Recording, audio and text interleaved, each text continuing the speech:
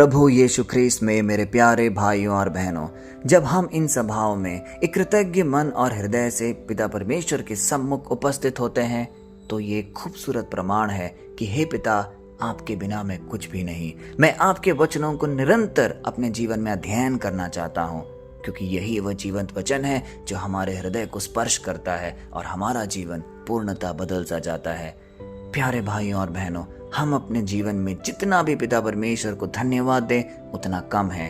कितनी खूबसूरती और प्रभावशाली मात्रा से उसने हमें, हमारे परिवारजनों को, हमारे सारे मतलबों को अपने पास संजो कर रखा, हमें हर मुश्किलों, हर खतरों से बचाया।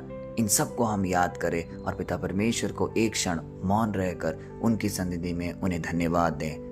जब हम उनके वचनों का अध्ययन करते हैं तो यही वह जीवंत वचन है जो हमारे हृदय को स्पर्श करता है और हमारे हृदय की जो भी कमजोरियां हैं, जो भी दिक्कतें हैं, परेशानियां हैं, उन सबको हमसे दूर लेकर चला जाता है। क्योंकि पिता परमेश्वर हमारा रचयिता है, उसने हम सबको नाम से बुलाया है, हमारी सृष्टि की है। वो हमें कभी भी परेशान, दुखित या पीड़ा में नहीं देख सकता। तो आइए प्यारे भाइयों और बहनों, आज के वचन का जब हम अध्ययन कर रहे हैं तो उन्हें तहे दिल से धन्यवाद दें उन सारी चीज़ों के लिए, उन सारे मतलबों के लिए जो निरंतर हमारे जीवन में पूर्ति करता है।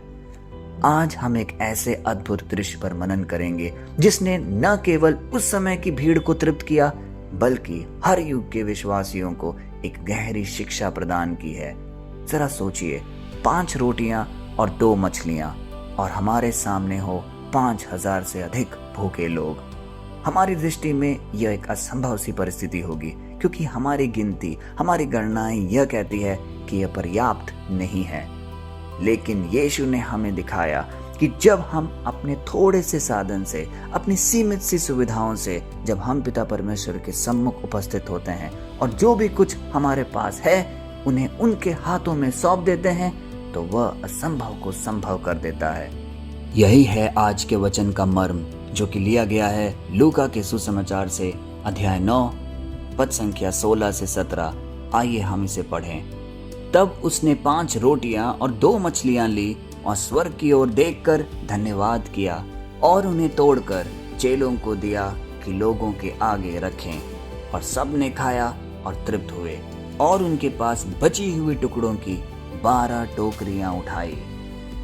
प्यारे भाइयों और बहनों, कितना शक्तिशाली और प्रभावशाली है आज का वचन जो हम अध्ययन करने जा रहे हैं, क्योंकि साफ साफ ये दर्शाता है कि एक ऐसी भी परिस्थिति थी जब उनके पास सिर्फ 5 रोटियां और 2 मछलियां थी, लेकिन अब हम देख रहे हैं कि बची हुई टोकरियों में 12 टोकरियां अधिक पड़ गई, क्योंकि ये बहुत बड़ा चमत्कार हुआ पिता परमेश्वर के सानिध्य में।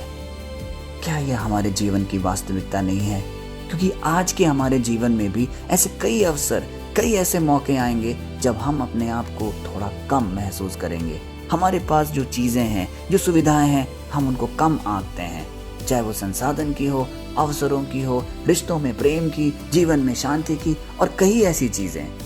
पर प्रभु हमें आज यह बात स्मरण दिलाता है कि हमारी थोड़ी सी चीज़ों को भी जब हम उसके हाथों में देते हैं, उसके पास समर्पण करते हैं, तो वो बहुत अधिक में बन जाती है और हमारा जीवन समृद्धशाली बनता है। आज के वचन का जो हम अध्ययन करेंगे तो हम कुछ महत्वपूर्ण केंद्र बिंदुएं पाएंगे। पहली बात, यीशु का धन्यवाद पूर्ण हृदय। यीशु ने जब रोटियां और मछलियां ली, उन्होंने सबसे पहले पिता परमेश्वर को धन्यवाद दिया और फिर उसे तोड़कर अपने शिष्यों को बांटने के लिए कहा। तो यह हमें क्या दर्शाता है? धन्यवाद का महत्व हमारे जीवन में। हमारे जीवन में भी कई ऐसी परिस्थितियां होती हैं जब हम अपने आप को कमजोर से महसूस करते हैं। कोई चीजें हम बहुत ही जल्दी अपने जीवन में पाना चाहते हैं क्योंकि हम दुखित होते हैं, हम पीड़ा में सिचुएशन में होते हैं। लेकिन उन सारे अवसरों में क्या हम कुछ क्षण मौन रहकर पिता परमेश्वर की ओर देखकर उन्हें धन्यवाद दे पाते हैं? क्योंकि हमारे दिल में इतनी पीड़ाएं होंगी कि हम कभी धन्यवाद देने की सोच भी नहीं सकते। क्योंकि यदि हम प्रार्थना में बैठेंगे भी तो सबसे पहले हम उन सारी चीज़ों की पूर्ति के लिए हम कामना करेंगे, हम प्रार्थना में मांगेंगे। लेकिन आज पिता परमेश्वर हमें यह सिखाते हैं कि अपनी कमी में भी, अपनी सीमित सुविधाओं में भी सबसे पहले पिता परमेश्वर के सम्मुख उपस्थित हो और उन्हें धन्यवाद दो। क्योंकि धन्यवाद में वो ताकत है, एक कृतज्ञ मन में वो ताकत है जो कि हमारी सारी कमियों को पूरा कर सकता है। यह हमें सिखाता है कि चाहे हमारे पास कितनी ही कमी हो, कितनी भी हम दुर्बल हों, एक कृतज्ञता ही वृद्धि की कुंजी है। धन्यवाद की प्रार्थना आशीष की शुरुआत है। दूसरा महत्वपूर्ण भाग वितरण की एक सिद्धांत होती है।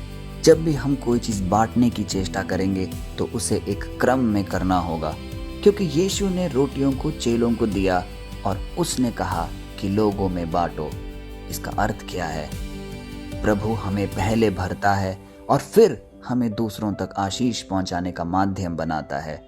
इसलिए मेरे प्यारे भाई और बहनों, जब हम इस प्रार्थना सभा में कहते हैं कि इस वचन को कई लोगों तक बांटिए, इस सुसमाचार को कई लोगों के हृदय तक पहुंचने का मौका दीजिए, तो हम आपसे यह बताना चाहते हैं कि यह जीवंत प्रभु का वचन है।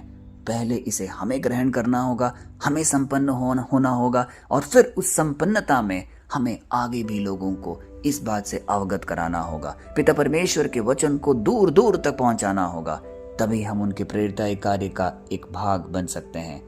जब भी हम अपने जीवन में कुछ बांटते हैं तब वो घटता नहीं है, बल्कि कई गुना और बढ़ जाता है। यह वचन हमें एक अलग सी संतुष्टि और एक प्रचुरता के भाव को एहसास कराता है, क्योंकि जब वचन यह कहता है सब ने खाया और तृप्त हुए और फिर भी बचा हुआ अधिक था, इसका तात्पर्य क्या है? एक ऐसी स्थिति जब उनके पास चंद रोटियां और मछलियां थी, वहां से अब सबों ने खाया और सब तृप्त हुए और फिर भी बचा हुआ अधिक था। इसका यह तात्पर्य है कि हमारे जीवन में भी यदि हम आज किसी भी बात को लेकर निराश हैं, यदि हमारी सीमित सुविधाएं हमें परेशान कर रही हैं, तो हमें निराश नहीं होना है, हमें हताश नहीं होना है, लेकिन जो भी हमारे पास है उसे पिता परमेश्वर के सम्मुख उपस्थित करना है, क्योंकि वह हमारा शक्तिशाली पिता परमेश्वर है। उसके हाथ में वो सामर्थ्य है कि जो भी कमियां हमारे अंदर है उन सबको वो प्रचुरता में बदल देगा और हमारा जीवन समृद्धशाली बनेगा। जहां इंसान खत्म होता है वहां परमेश्वर शुरू होता है। जहां हमारी सीमाएं सीमित होती हैं वहां उनकी सीमाएं असंख्य होती हैं। और आज का आखिरी केंद्र बिंदु विश्वास और आज्ञाकारिता का आह्वान। चेले उस समय सोचते होंगे कि हमारे पास थोड़ी ही रोटियां और मछलियां हैं, इससे क्या ही कुछ बदल सकता है, क्योंकि उस समय की स्थिति थोड़ी भयावह थी। लोगों का हुजूम वहां पे एकत्रित था, चीजें असंभव की ओर आगे बढ़ रही थी। परंतु उस क्षण उन्होंने यीशु की आज्ञा मानी, यीशु की आज्ञा को अपने दिल से जोड़कर देखा और बांटना शुरू किया। चमत्कार उसी क्षण हो गया, एक बहुत बड़ा चमत्कार जो उन्होंने कभी नहीं सोचा था, क्योंकि चमत्कार आज्ञाकारिता में ही होता है। चमत्कार जब हम अपने पूर्ण हृदय से एक कृतज्ञ मन से पिता परमेश्वर पर विश्वास करते हैं तब होता है।